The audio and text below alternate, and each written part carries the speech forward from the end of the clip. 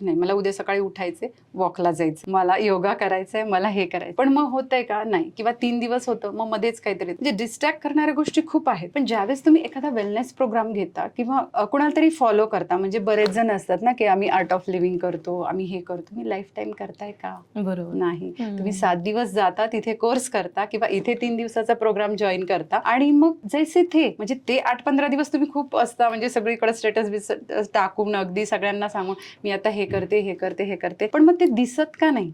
मग तुमचं वजन का कमी होत नाही? तुमचा चेहरा का हॅपी दिसत नाही? तुम्हाला का दवाखान्यात जावं लागतं? कारण तुम्ही ते करत नाही कंटिन्युअस.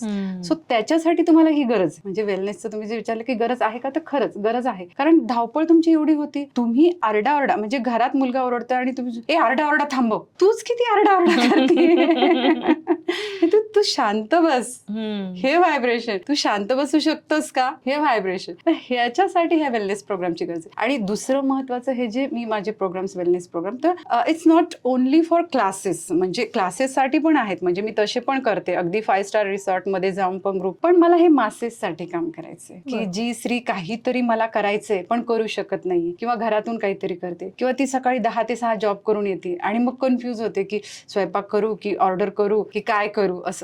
तर त्यांच्यासाठी, म्हणजे मासेसाठी मला हे काम करायचंय. म्हणजे की ही जी ऊर्जा आहे, म्हणजे स्त्री तत्वाची जी ऊर्जा आहे, तुमच्यात पण तीच आहे, माझ्यात पण तीच आहे, माझ्या घरात जी कामाला मावशी येते तिच्यात पण तीच आहे, आणि नीता अंबानी मध्ये पण तीच आहे. तर काय की तिला तिच्या ऊर्जेची जाणीव झाली, नीता अंबानीला. सो तिने तिची चेतनेचा स्तर वाढवून ती तिथे पोहोचली. तुम्ही तुमचा जेवढा स्तर वाढवला, पोहोचला.